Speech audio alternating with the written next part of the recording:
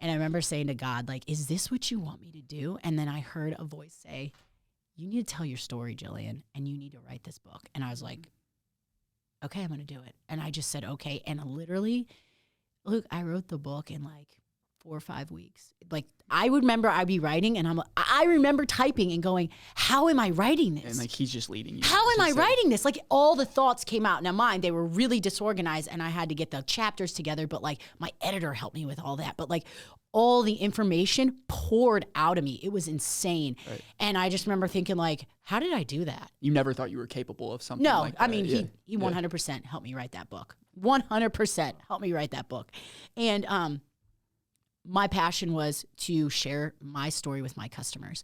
The people that I've helped from personal training all the way up to Fit Flavors, the same complaints and issues, any challenging things people have faced, I've heard it from every avenue, from fitness to nutrition, and it's no different than mine. It's just like everybody's got their own story. Right. So the framework that I create in my book is really a way to give you a new perspective, and it's really to help you make a true, long-lasting, sustainable lifestyle change and get off the hamster wheel of yo-yo dieting.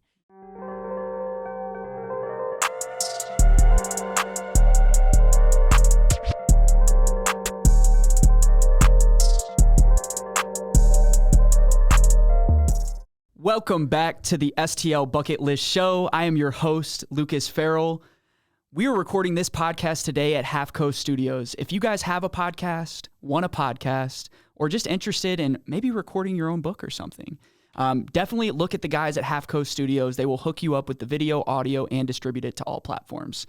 So today, my special guest is the woman that brings the flavor to fitness, Jillian Tedesco. Thank you so much for coming out. How are you doing? I'm great. Thanks for having me here. Yeah. So first, let's get right into it. Tell us about your family. Tell us about your upbringing. What makes you you? I grew up in Akron, Ohio, so very northern. I'm very familiar with the snow, so I'm not a fan of the snow. I was a big athlete growing up, and it's funny actually how I got to St. Louis. We relocated when I was a senior in high school. Talk about traumatizing. Yep.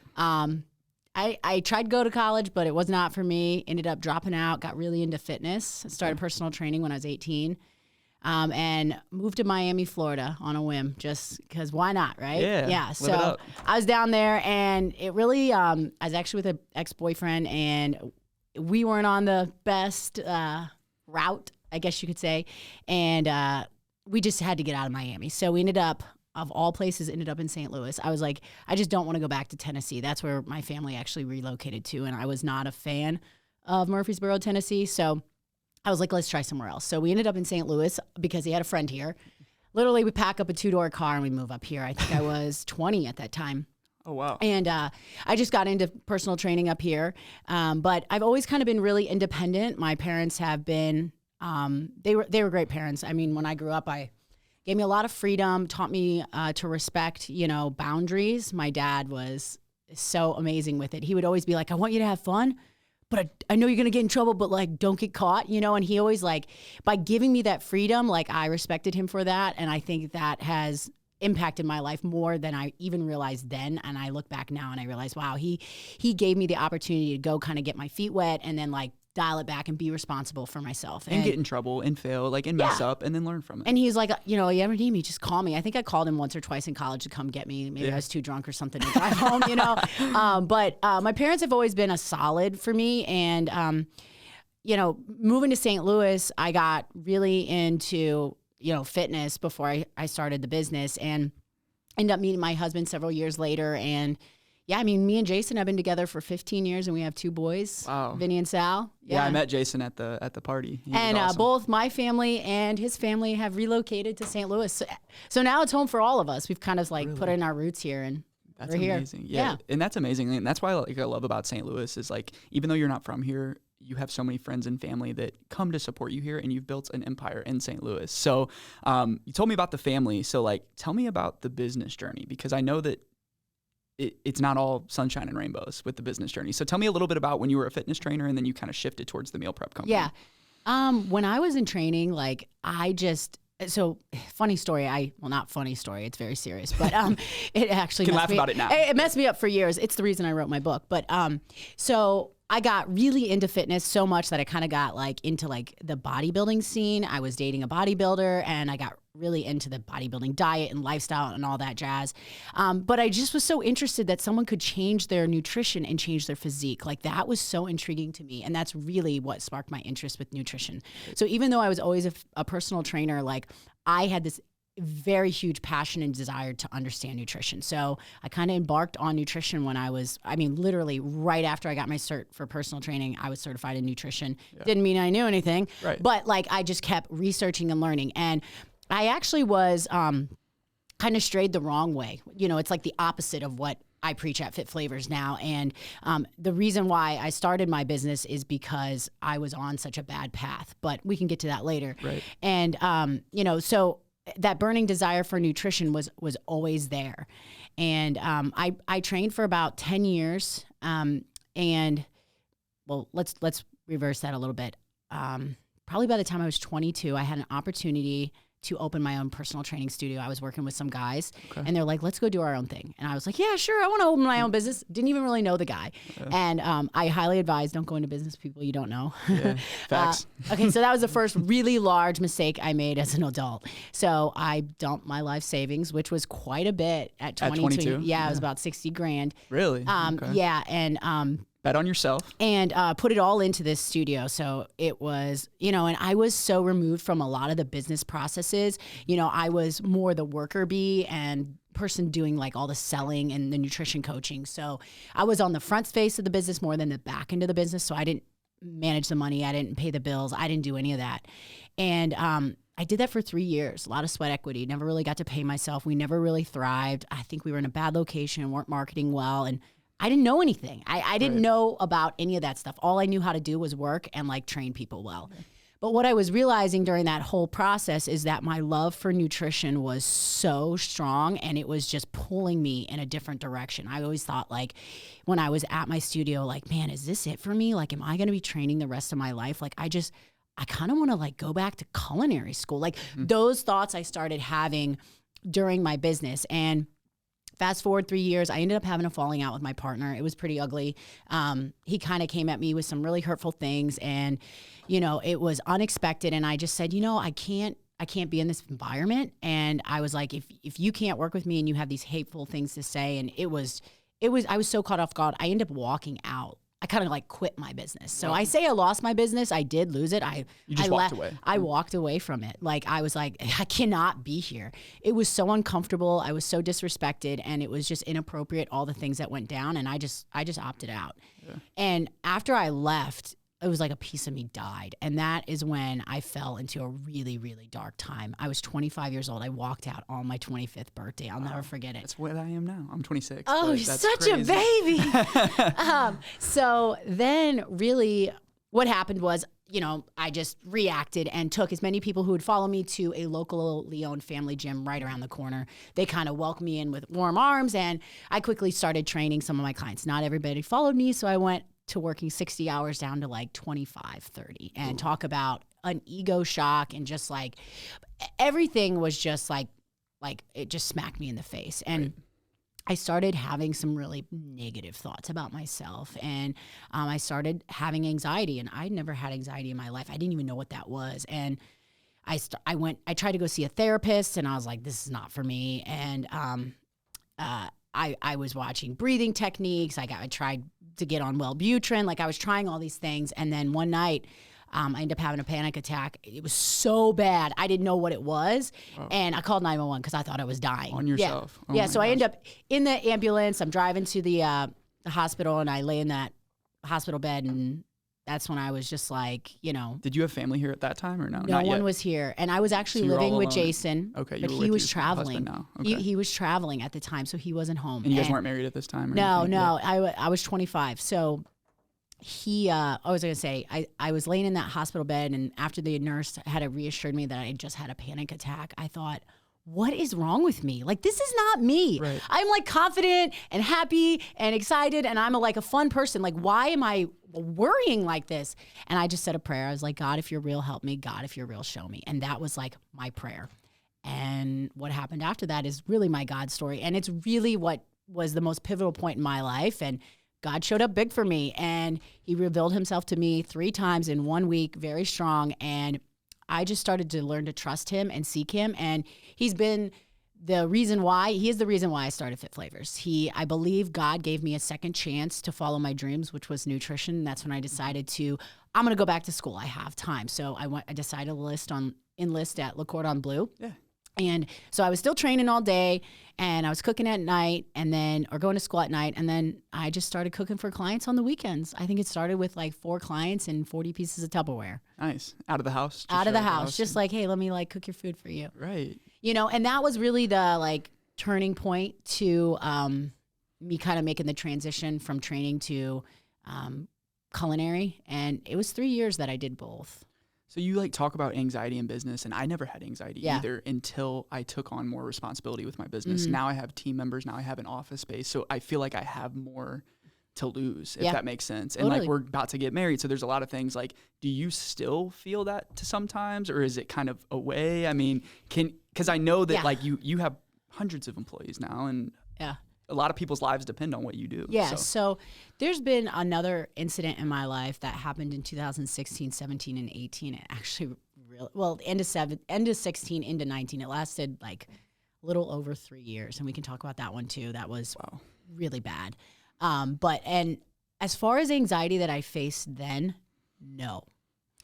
After I really made a relationship with God and put my faith in him and just created this foundation of like a solid rock for myself. Like that is where I go. That's what feeds me. That's what stabilizes me. That's what gives me strength. That's what gives me courage. That's what feeds me wisdom. Like all those things are bred from my relationship with God. And like, that's why I spend so much time in the Word. And I talk about it all the time, but it is like, I feel like it's a superpower. It's really what has got me through everything and allowed me to expand myself and grow and keep me in a line. And it's the values that are in the Bible are what the values are in my life and with my family and the way I want to run my company.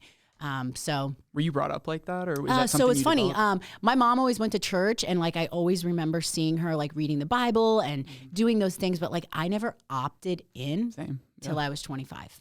Wow. I didn't opt in till I hate to say it, Something but traumatic till I needed God, and you know what, he showed up for me. So, and now like I feel like I'm more mature Christian because, and I haven't always been through this. I feel like after I went through those 3.5 years of hell, did I get to the point where he said, I'm gonna elevate you. And he tested you and he said, oh, you're ready. Yeah. I was not there, so it was like a different type of relationship than it is now. And now I feel obligated to serve him in different ways, like through my platforms, you know, but, the anxiety now is not it. I wouldn't say not fearful. Like I've had fear, but I've never had that feeling that chest feeling that I've had with anxiety attacks. Oh, no, different. I don't think I ever let it get that far because it's just, no, my faith has really kept me grounded. You lead by faith, and I can tell that in your business, and that's something that I can learn is because like some days I wake up and I'm like, what am I even doing? Like I'm flying by the seat of my pants, but like we're working, it's growing, but it's like, it comes to that point, it's like, it's just you take these big risks. So, taking risks in business, you need a good support system. So tell me about your support system, please. Oh my gosh, my husband, he is like, dude, you guys, he is the most perfect man in this whole world, and he is such a good person. He's such a better person than me. I look up to him. He mentors me. I respect him. Like, I love my husband. He is a godsend. I feel funny saying this, but he's always said he felt his purpose in life was to help me was to serve me in my purpose. Yeah. And like, he feels like that is his purpose in life. And that's just, I don't even know how you respond to that, but I can remember like when I had the business before I opened a brick and mortar. It was 4 years before I actually opened a brick and mortar, and Jason packaged every one of my meals for me. Wow. Every Sunday for 8 to 10 hours, he would work for me. And I mean, my husband has a very, very big job, and he is very, very successful. Mm-hmm. He's like helped fund my business. Right. And, he would take that time just to get, because he knew it would make He believed in what I was doing. He's always like, I believe in what you're doing. He's like, Jillian, you're helping people and you have a good product. Like, it's just going to change people's life. Like, he believed in me before I believed in myself. He's the reason I started Fit Flavors. Like, he's the one who lit the fire under my ass, like, to go. Cause like at first when we talked about it, I was like, yeah, I don't want another business again. I failed at that. And he's like, it's going to be different. We're going to do it this time. We're going to control it. We're going to, You're going to own it. You're going to own it. So like. And that goes with owning the weight. Like 4 years out of your house, like by year 3, you're like, is this going to be my life? He was like, I would be Jillian. like, are you going to clean the dishes? It's Sunday night. It's a mess in here. He's like, Jillian, this is taking over our life and our house. Like, you've got to get this out of the house. And that's when we really look to like open a brick and mortar. But he and my mom and dad are huge. Like they're there for me. My mom quit her job a couple years early and retired early to move here. The second I got that I decided I was going to open a business, and I got pregnant with Vincent. And she's like, I will be childcare so you can be a mom and a business owner. And I will live with you for the, first couple months and make it really easy. So like my mom has been just my support system. Like she still works for me today as some childcare and then like helps me around the house. And like, if I'm not paying her, I'm paying someone else. I'd much rather support my mom and have my mom around. Be around the kids. Yeah. Like yesterday. If she was still out of town, she wouldn't be able to see your grandkids or her grandkids grow up. Totally. Like yesterday, she took my kids to school. She went grocery shopping for me, and she picked up my dry cleaning and like tidied up my house, and like just that is like life changing. I love moms. Shout out moms. I love my mom. So, and then my dad, he's there with her, and they take the kids. My mom and dad take our kids every Thursday night for the past 8 years. So Jason and I can have a date night. that intimacy in our relationship. And my mom said, your dad's parents did it for us, so I'll do it for you. And you know what? I'll probably do it for my boys because it has been so important for us. That's once a week? Once every week, wow. Because some people like once a month. Yeah, every week. Wow. So what is a spot? So when you're not eating fit flavors, Oh my gosh, we love Brick Tops and like 801 Fish. Okay. And I know they're both chains, but I like the ambiance of the bars, and they have the tequila I like to drink. So okay, what tequila? Well, when I go to Brick Tops, I'll typically drink like a Herradura, and because I know you're a big tequila person. I am. And then when I go to Fish, they actually have the Herradura Añejo extra filtered, which is really good. And they also have like the Don Julio 1942. So I mean, like I like both those restaurants. Are you big on mezcal? I like smoky. No, I don't tequila. like mezcal. Yeah. I just put a tequila bar in at my house. Okay. Yes. You got Una Vida in there? I do. All three good. of them. Okay, good. Yeah. Okay, cool. So I know we kind of like flipped it off there, but like I like to ask people like when you're not eating healthy, when you're not doing stuff, like what's a date night look like? Yeah. So now when you're not being a total badass business owner, woman entrepreneur, mom, wife, I mean that's like 4 or 5 roles. Christian, what are you? What else are you? I know you're an athlete. Oh, I was gonna say athlete, man. If I could be out on the course playing golf, that is huge.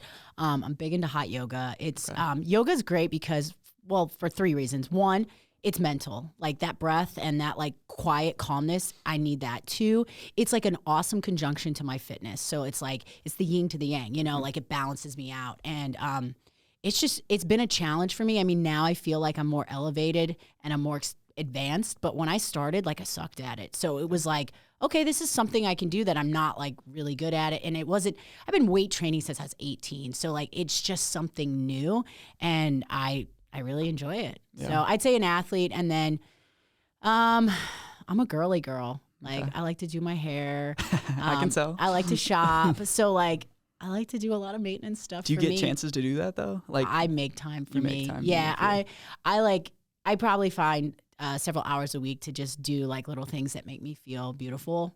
Nails, hair. I don't do nails because do nails? Of the kitchen. Oh, okay. I don't allow employees to have them, so I don't have them. That's fair. I do my toes, but I do not do fake nails. I don't do fake eyelashes either because anything that could come off in the food is a no-no. A no-no. So. Yeah.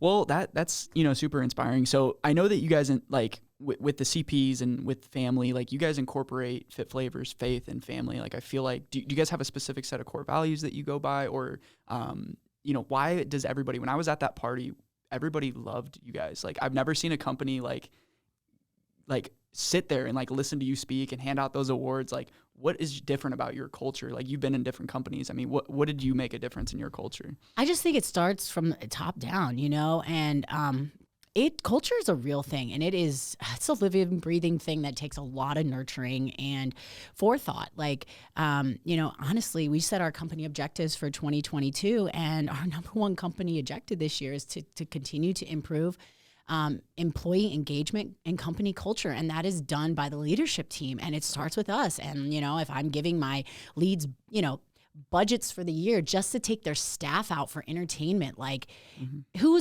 doesn't want to go outside of work, grab a drink or go play some games and like be off the clock doing something fun? What creates is then you get this like friendship outside of work that you bring back into work. Right. That's a little more relaxed. And then when there's an issue that arises, it's just with your friend, you have a conversation. So it starts to build and it starts to build. So like we're going to do more things like that this year.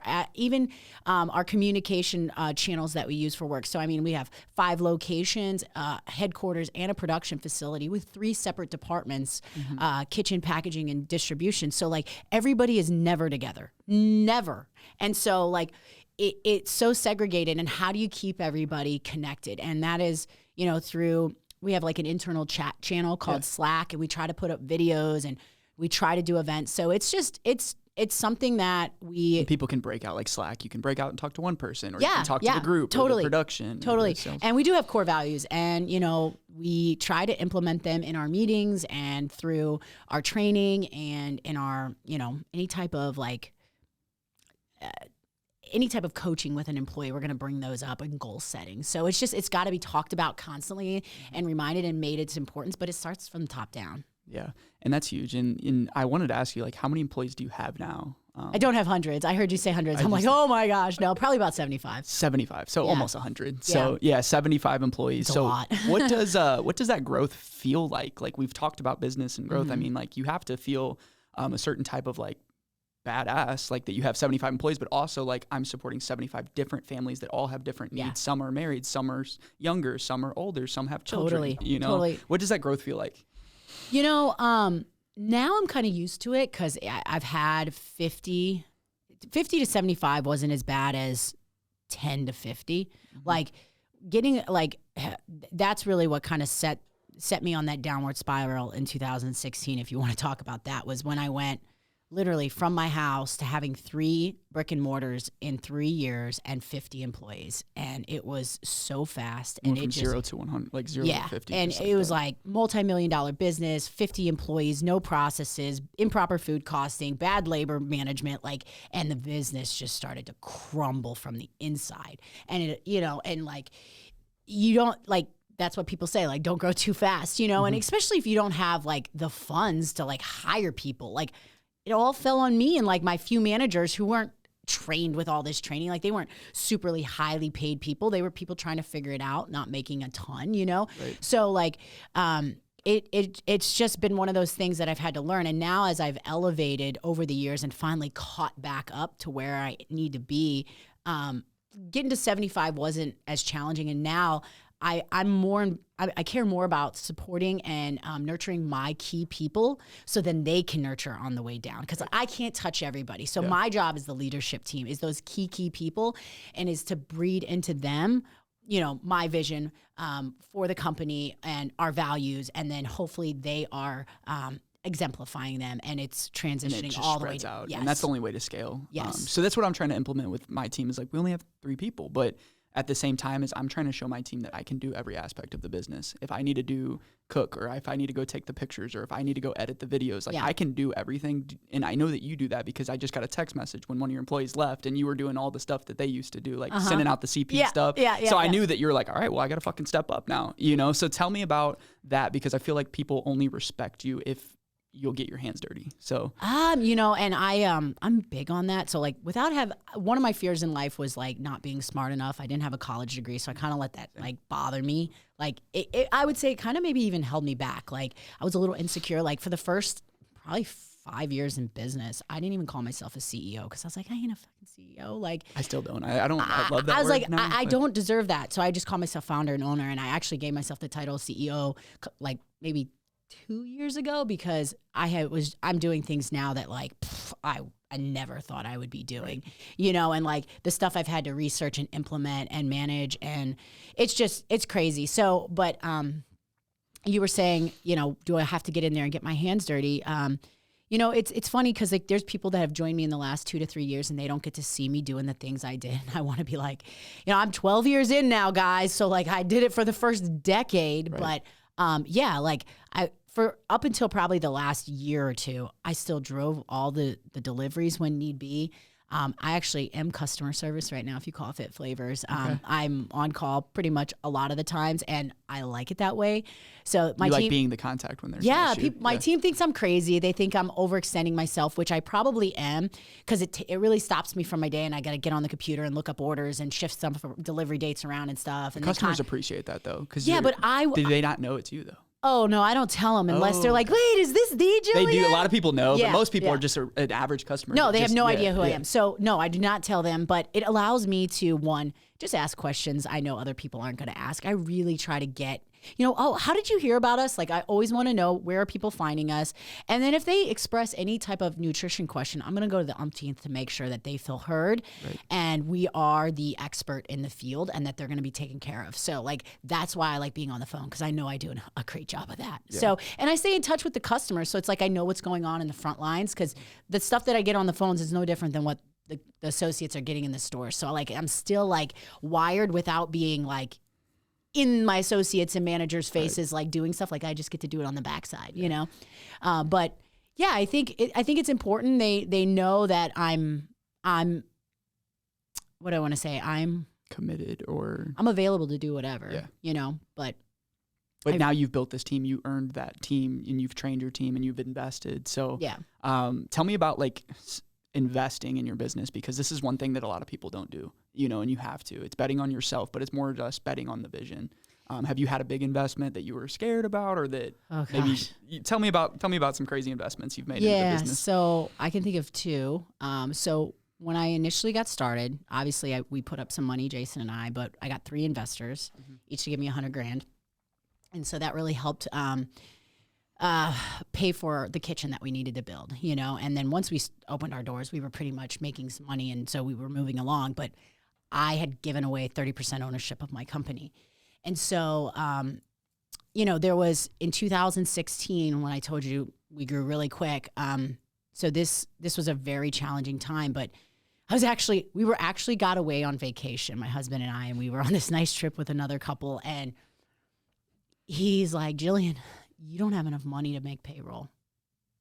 This was right before Christmas. And you're on vacation, right? We were on vacation. Like having drinks, having good food. Well, we that was the plan, but we were fucking stressed.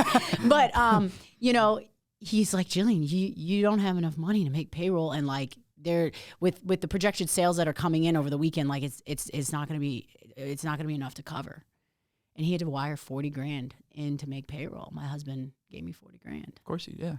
And it was scary, because you're like, are we going to go out of business? And I got people that I'm like, how do I pay these? That was the 45, 50 employees at the time. And those are the families that we talked about. People are married. Oh, yeah, dude. So you're like, we're on vacation and we're putting $40,000 in to make payroll. That's where we are with our business. Like, we're not making money, so it's like, and this is where I'm so fortunate for my husband, and everything he's done for me is he's been my support system. Is like, quite literally, he paid my employees for me, like literally. And then, obviously when we made the money back, I paid him back in the future, but he ended up having to do it for me several months later again. And this was 2016, Christmas 17. Heading into 2017. Yeah. So let's dive deep into that, because you keep bringing it up with like those 3 years. Yeah. Like, did you think you thought it was over a couple times? So it started with, I was so out of touch with my company. I had let someone manage my storefronts. I was still very much in production of things, and I just had my second baby. So I had 2 children under the age of 1. One was 1 and one was a baby. I was breastfeeding. I had 3 locations. I had just launched the smoothie bar, and I had roughly 45 to 50 employees. No processes and procedures in place, no real training managers, no like marketing plan, no like customer management software, no rewards program. Like, my shit was so up. Like, it was, pardon my French, but like, it was bad. And like, I didn't even know how bad it was, because I didn't know what I needed. And people were coming in after the buzz of the new store, but like, we weren't following up with them. We weren't properly nurturing them. We weren't doing all the steps that we're doing now. So like, they just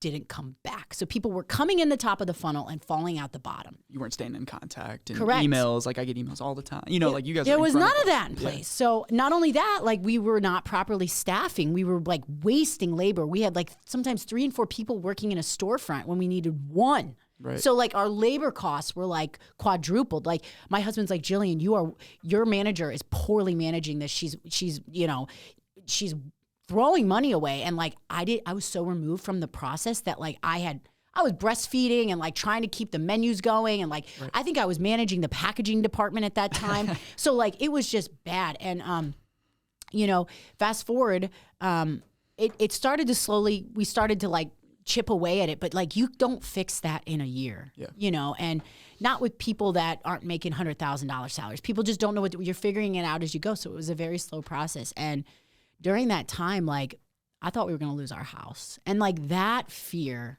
weighed on me for years. And I felt like I was going to destroy everything my husband had ever built for his career and our family with my failure. And that weighed really heavy on me. And I don't think I was actually really depressed. I don't remember. I remember I started to lose faith a little bit in God. Like, I was like, God, is this how it's supposed to end? You know, like, you're really taking me to the edge. And I would read a lot of scripture to try to keep me focused. And, you know, I was going to sell the business. I was about ready to just throw in the towel, like, because I was so unhappy. And I just kept thinking, why am I killing myself physically and mentally and emotionally?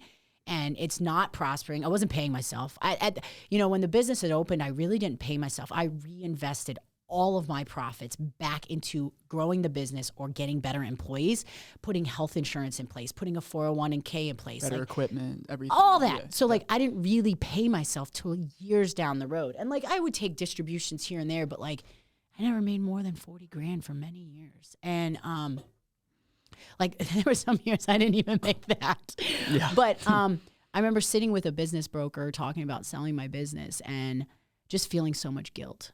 Like, I was quitting. And I thought about my partner who has worked his ass off for our company. And like, I just thought about I thought about him and his wife and his family. And that's when it really gets real. Dude. And then I thought about God, and I thought about him giving me this second chance. And I was like, this is not how it's supposed to end. And I couldn't get myself to like go through with the process. And it was right in the summer of 2019. I remember sitting in the parking lot of my golf course after I pulled in to go play golf, and I just sat there and cried. I was so unhappy. I couldn't even go play. I was like, I can't even enjoy myself right now. Like, I should be able to put my problems aside and go play some golf. Like, it was all consuming. And we had decided as the marketing team to partner with some local influencers and micro influencers and get them to like share our products online. And honestly, when we did that, like, something just clicked and people started sharing our stuff on social media. And this was 19. So it literally turned our business around in a couple months. And we went from, you know, we always had this kind of plummet at the end of the year going into the holidays to we actually made more money in the end of that year than we did in the beginning of the year. So, and that was crazy. Because you implemented it later in the year. Well, just because, no, I mean, we implemented it when we did, but like, all of our sales history shows that the end of the year is always bad. We always would do. But now you had these social traffic coming. And dude, it just like we started making profits in the end of the year. And I was like, oh my gosh, like we've never made money in November or December ever. Yeah. And like we profited. And like, I think we made a little bit of money that year. And like, I just felt like relieved. And then when coronavirus hit, like everything changed. But I was glad I held on, you know, and really getting through that. There's been so many lessons in that dark, dark valley that I've learned about my faith and about business and about people. And it's forever changed me. And it's the stuff I've heard business people talk about. Mm-hmm. It was way worse than the first thing I went through, I think, just because it lasted so long. I mean, oh my God, to go through for something for 3 years. Yeah. And you were like in probably even postpartum mom, being a mom, like trying to battle that. I don't think I had postpartum. It was all related to the business. It was just that weighing on, but then you still had to be a mom at home. Oh my gosh. Yeah. And I feel like a little bit of mom guilt of like not being present some of those early years. But, you know, now I'm in a much better state, and like me and my husband are so present with the kids, and we're both like big kids. So we play with our kids like a lot. Yeah. So yeah. But getting through that was, so in that process, I think it was in 2019, my other big investment in the company was my husband and I, my husband was like, we're going to buy our business back. And we the 30% back. Yeah, we bought it back in Hell 2019. That feels good too.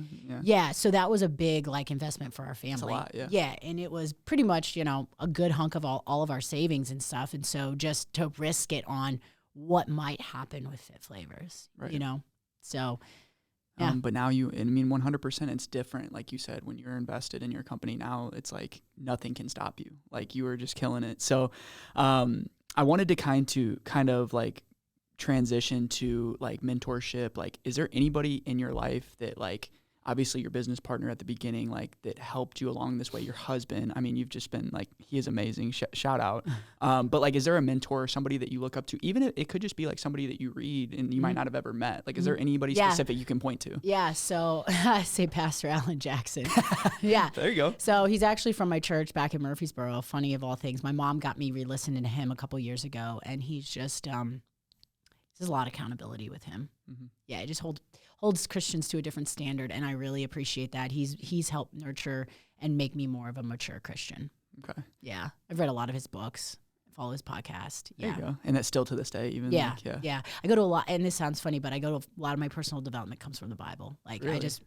What's a person going to tell me better than God? Yeah. So you don't like believe in like the mastermind groups and like going to hear people speak? You know, to a certain extent, but like I feel like you get to a point in business where like once you've been through your own shit, like you can mentor other people. Like, so like, obviously I'm not saying I don't need bigger mentors. Of course I do, but like I did EO, and I'm actually in a growth group right now with a bunch of women, and like, you know, you go there for like problem solving things. And a little bit of motivation. Sometimes you get motivated when you meet with other like-minded or like if someone individuals. else in your group is doing really well, you know, like it is motivating to see other people, because like every month people present their challenges, and some people are like in the pits, and other people are like, I just came off my best month, and it's like, but then the next 3 months later, it's the complete opposite, and that's the life of business. So it is good to be in those groups, because like you need to be able to just be open with those type of people, and they get it, you know, because they're going through it as well. And you have to. It's your circle, and that's what I wanted to like reach on is like community. Like you guys involve community. It's so important. You're not even from St. Louis, but you've invested in the community. You support food banks. Like what's your favorite way to give back? Interesting. Or a couple. Sure. Ways. So I don't talk a lot about a lot of our give backs. It's kind of like on the hush hush, you know, but I'd say, you know, we give a lot of food to people in need. Okay. Yeah. I do a lot. Is there a reason you don't talk about it? You just do it just because because when you give, you should give in secret. It's between you and God, and that's how I keep it. Yeah. Yep. That's awesome. Yeah.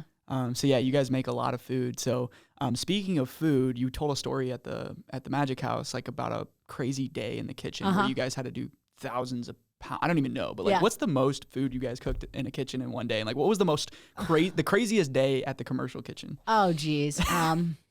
It was probably like 4,800 meals or something like that. Yeah. Yeah. Well, what the issue is now is like our kitchen is just, we've really outgrown our facility, and we just keep putting Band-Aids on it. You know, I'm going to move our facility probably here in the next 2 to 3 years. Like I'm shooting for like end of 23, beginning of 24 to build a new production facility. Nice. Mac Daddy. Yeah. We'll need it. You know, we just have some time on this lease, and you know, it just margins change when you move and make a big move like that. So like we're doing well. I'd like us to stay put and stay set, and like the next couple of years we can really set the business up for success. Just kind of going at the tempo we are now. So nice. You're talking about margins. So like I'm sure your margins have changed with COVID. Oh my gosh, our margins has changed in the last 2 years. Like I remember I used to have negative margins. Like your meals haven't really changed in price as far as I could tell. I mean, maybe $1 or so, maybe here and there. Our prices have not changed. Okay, they haven't. I was gonna say they haven't. Like the most one's $13.99, and that's for the steak and salmon and stuff. I just had this discussion with my team. We are behind the boat. My Cisco rep is like, dude, what are you guys doing? Why have you not raised prices? I looked at my menu the other day, and like my team puts together this spreadsheet for me, and like it highlights when an item is over 30% food cost. The entire sheet is red. Highlighted. It's all red. Yeah. But like, so, you know, we were like, let's just start with like 50 cents or something like that. We had to raise a couple of dollars. Like some of our meals I should be charging $17 for. I'm like, oh my gosh, like sticker shock. Like I wouldn't do that. And you might have to get rid of that meal. Right. Well, you know, the price of chicken has gone up so much. Like some of our meals have 2 chicken breasts in them, and they just cost more. Like that is what it is, you know? And like one of my girls was like, I went to the grocery store the other day. I bought 2 pounds of raw chicken and I spent $18. She's like, now I got to go home and make it. And I'm not even going to get 2 pounds after I'm done. Right. And she's like, $6-7. And she's like, you're getting a whole meal cooked, prepared with other things for like way less at Fit Flavors. And I'm like, yeah, you know what? You're right.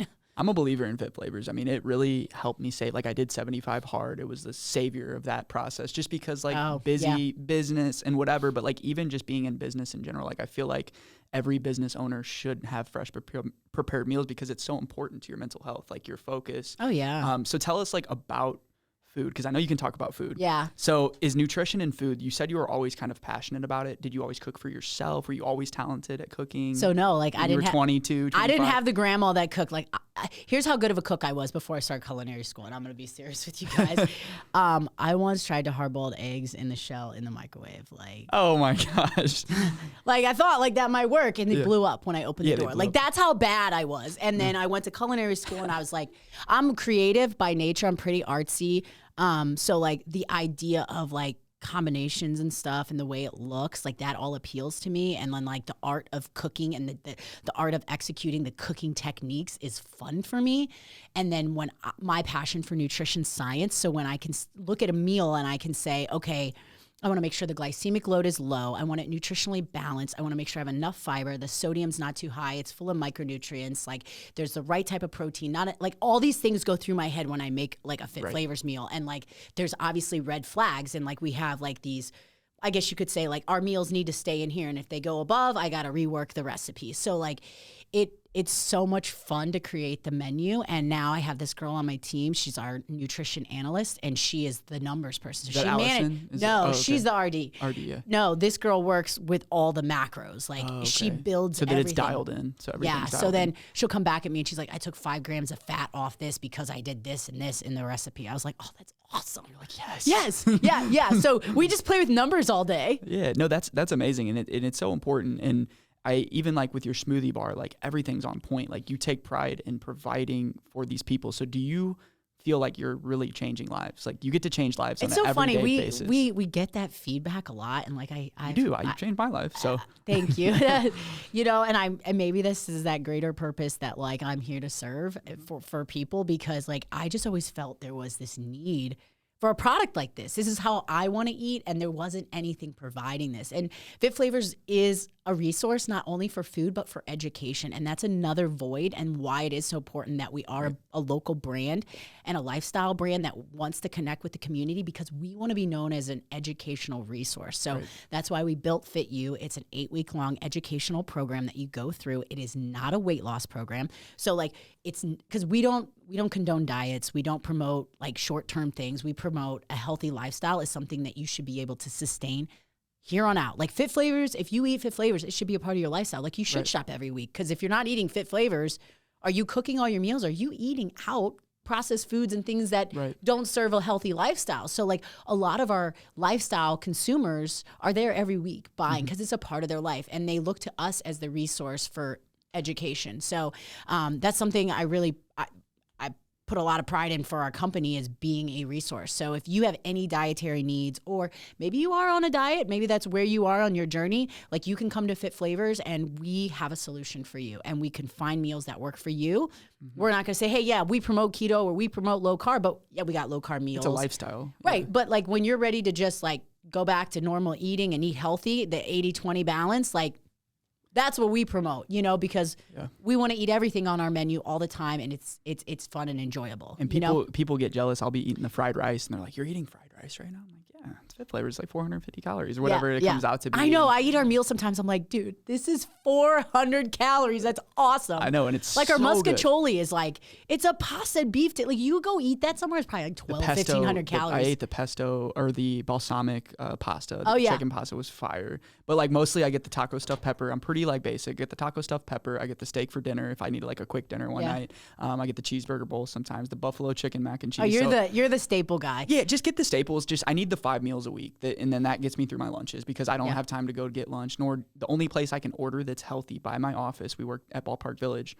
is Ucraft, and that's the only place that like and they're pretty good though. They were at our holiday party. They're yeah. opening a location right next to Fit Flavors out in Chesterfield. Yeah, they're amazing, and they walk it up. They're like quick, 15 minutes. They'll come bring it up. But like Fit Flavors is the only option. Like if I'm driving home down 40, I can hit Brentwood because it's the only place I can grab something that's healthy. Like I can't. Chick-fil-A has a line out the door right next to you guys right there. Yeah. You know, like it's just crazy, and like there's nothing wrong with that.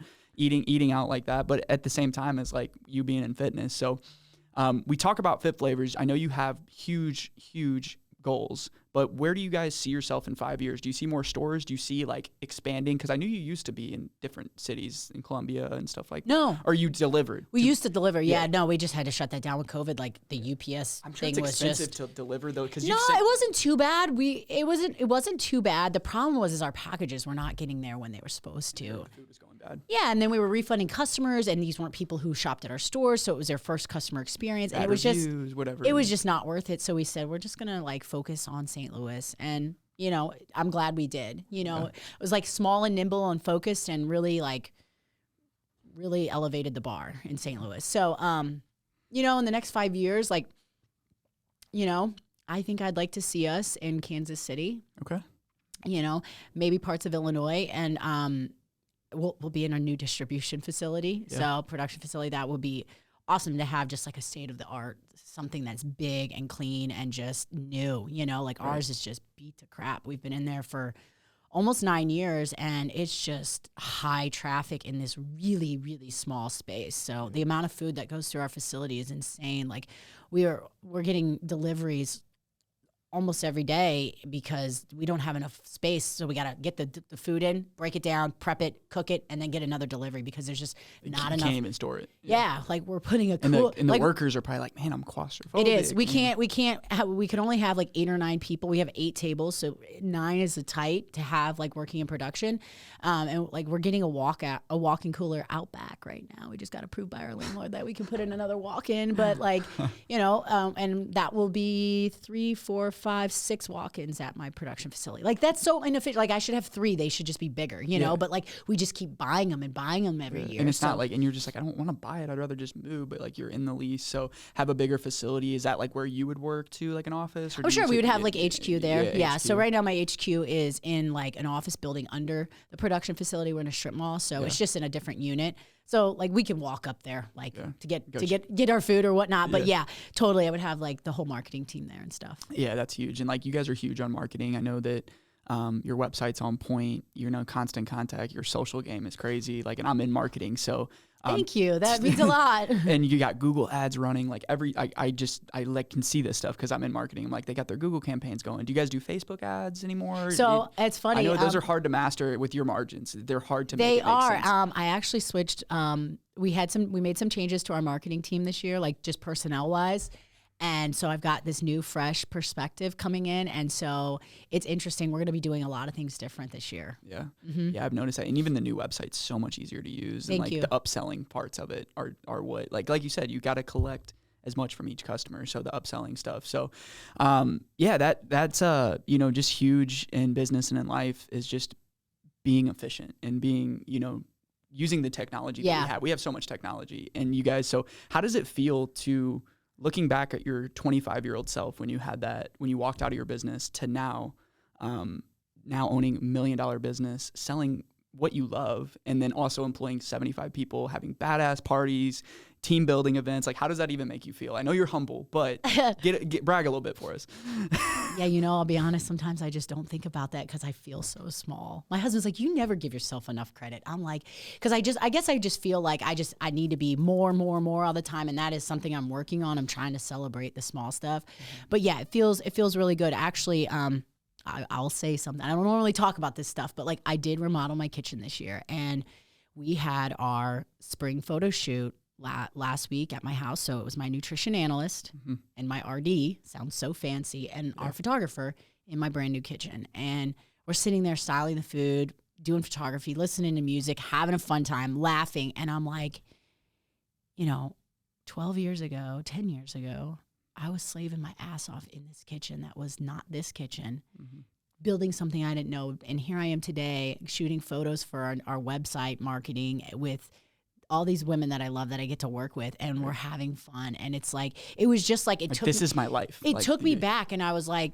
all the hard work that I put in gave me the opportunity to build this kitchen that I've always dreamed about, and then like be in this moment where like I'm actually shooting for my business in my home with my friends. Like, it was just a moment to just really go, wow, that's really cool. Yeah. You know, so. And it's good to sit back and think about that. And that's like with church. It's like you go to church and you're with your family, and then you just think about how grateful you are, even if it's just your family. Like, the world could be upside down, which it has been this last year, and store closings, all this crap that like keeps happening. So that's huge. And I wanted to kind of pair that up with like giving advice to anyone. Like, let's say it's another 25-year-old girl or boy that's wanting to start a journey. Like, is there any advice that you could give to somebody when it comes to entrepreneurship, or even just leading with faith and that? So any advice you could give? Well, with entrepreneurship, I think, you know, and I can't even remember back then what I thought, but like, that long ago, was it? No, I'm just kidding. I've been 12 years at Fit Flavors. So that I've been going. But no, I get it. Now you're making a joke. Okay.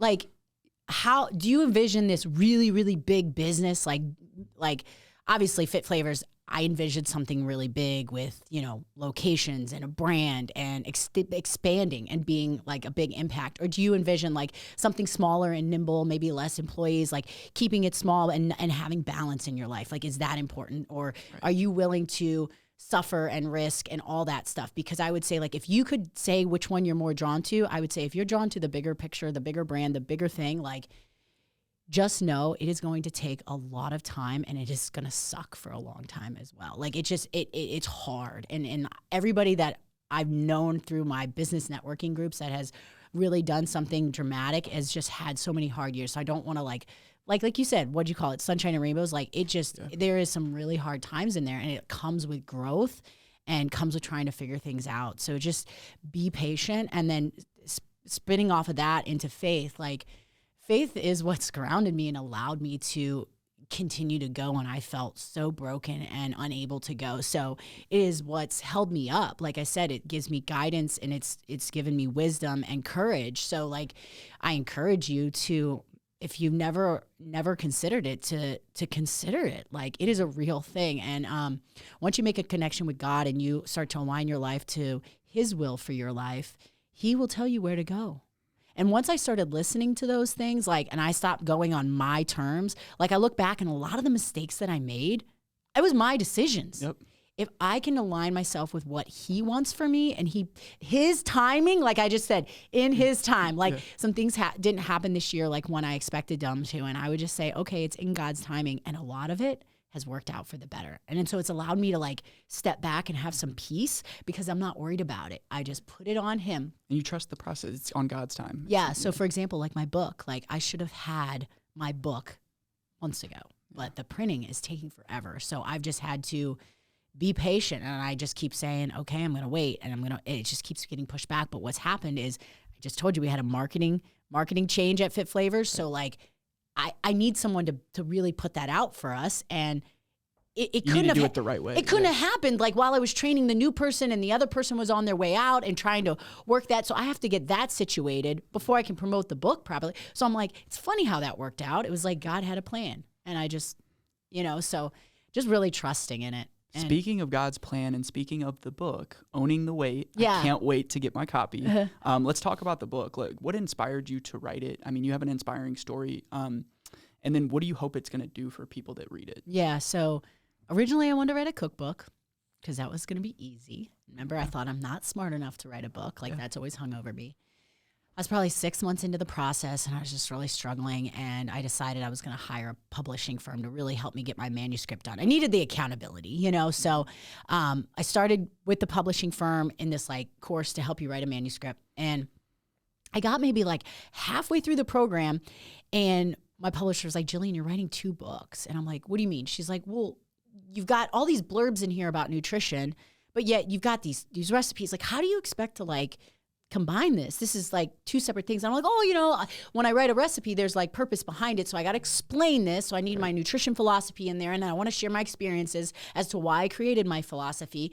And she's like, that's the book you need to write. Yeah. And I'm like, no. And I fought her for like a month, and I was like in total denial. Now I have 2 months left in my program, and I'm still fighting with her. Yeah. And I remember saying to God, like, is this what you want me to do? And then I heard a voice say, you need to tell your story, Jillian, and you need to write this book. And I was like, okay, I'm going to do it. And I just said, okay. And literally, look, I wrote the book in like 4 or 5 weeks. Like, I would remember I'd be writing, and I remember typing and going, how am I writing this? And like, he's just leading you. How am I writing this? Like, all the thoughts came out. Now mine, they were really disorganized, and I had to get the chapters together, but like my editor helped me with all that. But like all the information poured out of me. It was insane. Right. And I just remember thinking like, how did I do that? You never thought you were capable of something no, like that? I mean, he 100% helped me write that book. 100% helped me write that book. And, my passion was to share my story with my customers. The people that I've helped from personal training all the way up to Fit Flavors, the same complaints and issues, any challenging things people have faced, I've heard it from every avenue, from fitness to nutrition, and it's no different than mine. It's just like everybody's got their own story. Right. So the framework that I create in my book is really a way to give you a new perspective, and it's really to help you make a true, long-lasting, sustainable lifestyle change and get off the hamster wheel of yo-yo dieting. Okay. So I introduce myself, I share my story, I talk about when I had a messed up relationship with food, I talk about losing my business and my struggle and how God stepped in and got me on the right path. And then what I was able to do to really say, okay, I'm not going to be a victim to like all these false narratives I have about nutrition. I got educated, and then I changed my life. And now I get to help other people with their nutrition. So the book has a framework in there, and it's basically 7 steps in there to really help develop a new perspective for your approach on how you look at your nutrition. That's amazing. You're going to inspire so many people with this. And you don't realize how many people you inspire already, because I hear people talk about you that you probably don't even know. And that's a crazy feeling, especially with social media. You have like 6,000, 7,000 personal followers, but like you realize how many people that is. Like you don't know 6,000 or 7,000. No, yeah. And you realize like if we had all those people in the Scott Trade Center or something like, or not the Scott Enterprise Center, like you'd sell out a whole event. You know, it's crazy like when you think of it that way. So is there like a certain way that like if let's say me, I want to have a conversation with somebody about nutrition, like an uncomfortable conversation, because some people might be overweight, some people might have an eating disorder. Like what would you suggest for people that are trying to have those uncomfortable conversations? Should they read your book? Should they just pop into your store? You know, I think it just depends like where you are. Like some people want to talk to someone. They need direction. Yeah, they want that, you know, and that's what Fit You is there for, our program that we built. You would work directly with our registered dietitian who is trained in psychology stuff around food. Yeah. And that's why I partnered with an RD, because, yeah, I have this strong background in nutrition, but I'm not an RD. I'm not, you know, like I didn't go to school for years. Like the relationship with food and the emotional eating and the all that stuff, like it is all psychological. And like my book has a whole chapter on mindset, because everything is so psychological when it comes to nutrition. So when you're reading my book, yeah, I have my story and my thing, but like whoever's reading it is going to be able to plug their thing in and compare and connect the steps. You know what I'm saying? Yeah. So I'd recommend talking to an RD, or if you want to, you know, kind of just do a little more research on yourself, the book would be a great place to start. Yeah. So the book's for everyone. Yeah. I mean, it's nutrition related. I mean, if you just love business or you love Fit Flavors, you'll enjoy the read. I actually have the whole story of Fit Flavors starting and out of the house in there, and the funny things I did. You get deep in there? You get deep in the book? Like as far as like what you go into and stuff like that? Oh yeah. I talk about like how I used to cook in the house and the shit I did. Oh my gosh. Yes. I talk about it all. I can't believe it. That's crazy. So one of the questions I like to ask everybody, and this could be you, like so if you could have a lunch with anyone dead or alive. Now, this could also be if you could cook with anyone too, because like you probably have inspirations when it comes to cooking. Do you have anybody that you would either just want to eat lunch with and talk to? Oh, I'd love to be like hang out with Bobby Flay for the day. Okay. And cook with him? Oh, heck yeah. Yeah. Why? Just because he's just I like his style. Badass. He's very like, he can go from baking to grilling to like fine dining, and like I like his personality, and he understands healthy. Yeah. So like I would enjoy him. Okay. Big fan of him. That would be cool. And it's just fun to think about that. Like, wow, what if he was in the Fit Flavors kitchen coming up with a new menu Oh my item gosh. and stuff? Do you have haters? Does Jillian have haters at all? I know like some people do. And I mean, how do you counteract that? Luckily, I don't have any trolls. I've had one person say something pretty nasty on Facebook. I don't even know the person, but no, I'm lucky to say I haven't had that yet. And not yet. Yeah, you will. Yeah, and that's fine, and it'll come. I'm sure it'll come, and I'm sure it's gonna feel weird when it happens because like you're like, why does someone hate me? I'm such a nice, helping person, But that's what they are. Like someone once said, the person on Facebook, someone asked me to like make my post shareable. Like I must have had it off, and they're like, oh. She won't because she's stuck up like that. She won't share her stuff. I'm like, who are you? I don't even know who you are. I want you to share my post. I don't even know who you are. No, I have not had anybody like attack me or anything like that. And then in business, like customers, like have you ever had people, and your customers are probably great, but have you ever had people like, oh, you took that menu item off? Or, oh gosh, yeah. Like customer service, you work in it. Oh so, yeah, people will express their mind all the time. Actually, we have a whole channel on that internal text channel that's called customer service, and any complaint or suggestion that comes in from a customer goes on that channel, and I read everything. So, yeah, so-and-so wants the turkey sloppy joe back, or everybody says they want the English muffins in bulk. Like, I hear all that stuff. So it runs like I have this like Rolodex in my head of like, okay. Stuff you need to consider. Is that a profitable thing I should think about for the business? Is it good for everybody? Like, does it make sense? Like, I'll listen to customer feedback. Oh, yeah, for sure. Yeah, that's huge. And you have to, though. That's what makes your Fit Flavors business different than the healthy green whatever thing that sends it to you, that has the commercials all the time. Yeah. They, like you get the food, and I've never had it, but I'm sure it doesn't taste as good. But at the same time, like I can text you and be like, Jillian, like, this happened, and you would take the feedback. Totally. But I've never had an issue. It's crazy. I have a lot of people text me or Instagram me, and I'm like, wow, they just come right to me. But it's cool that they think that they can. You want to be open to it. Yeah. Sometimes people ask me things they probably shouldn't ask me, but I'll send them to my team. But it's cool to have that. But then at the same time, like you are Fit Flavors, like you're an extension. Now you have your own brand. So does like your Fit Flavors team help you with your own brand? Do you have a separate team for that? Or? So I actually got really serious about becoming an ambassador for Fit Flavors in 2020. And I actually hired someone to help me with my podcast, my book, my social, and my newsletter.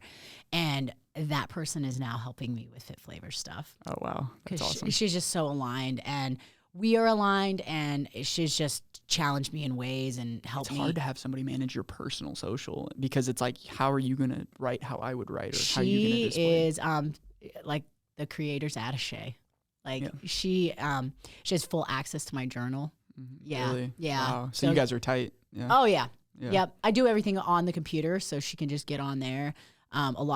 All of my stuff is my stuff, just polished. Your posts are like really informative too, and Thanks. like people like you said, she grabs stuff and then makes it pretty. So she'll send me like 30 and the pictures. You've been doing photography. I mean, you've been investing in your brand though. It's when I decided to get serious about it. Like she'll send me 15 questions and all over, from family to business to fitness to nutrition to faith, and she'll say, answer these questions, all kind of random things like, what's the difference between avocado oil and olive oil? And then I'll write it out for her, and that's a post. So content. So she'll just question me with all kinds of variety of stuff, and that's how we work together. Yeah, that's amazing. And it's going to a way of personal branding, and like with your CPs is like you've realized that like I could spend $50 to $100 with them compared to $50 to $100 on an ad and get so much more. Oh my gosh. Yeah. Especially the people on Instagram. Like it's insane. Like it's so fun supporting the like local people. And it's like cool to support them in their endeavors. Like a lot of our partners are doing their own things, and it's really cool to like help them as well. Thank you for coming on the podcast too. So what is why did you invite them to your Christmas party? Because I know that that's expensive. Like you had us come out, you let us bring a +1, you let us drink your alcohol, eat your food. Was that just like an investment? Like you're like, these people mean so much to the company, so I want to have them there. I just see you as a part of the business, and I envision, oh my gosh, I've had envisions of these really, really large parties. I don't know when they're going to come to fruition, but they will, and I got to start somewhere. But I envision golf tournaments and all kinds of things like in the future, but I got to start with just, start small. Even if like I got 5 partners one year come to it, and then 20 the next year and 40, whatever it is. But like, I see it as you guys are a very important part of the brand. Yeah. Yes. Yeah, that's huge. So that's awesome. So guys, the STL Bucket List Show, this is going to be the hottest podcast in town. We got the best guests on. I want to leave you with one question because it is an STL based podcast. Yeah. So It's a weekend. You guys ain't got nothing to do. What would be your ideal STL day with your family? Okay, is this up to mommy or do I have to please everybody in the family? Let's do mommy. Let's focus on you. Let's focus on you. So let's pretend my 2 boys that are 6 and 8 years old are just like, sure, mom, whatever you want. We get up, we go to church at 9. We do the early service because I don't like to putz around. Then from there, we'll probably go grab lunch in the valley somewhere. And then we would head to the gym. Me and my husband would do a workout. Then we get showered and cleaned up. And then maybe we would go to like a Cardinals game and then come home. And maybe it'd be like an afternoon game. Then come home and I could make us a healthy dinner and we could just chill at home. Cook at Yeah. home. So you wouldn't eat out. And the best days you're Well, cooking. we would. We'd be eating out for lunch. So, but like I enjoy cooking. So in my perfect day, I would be cooking a meal. Okay. Yeah, cool. for sure.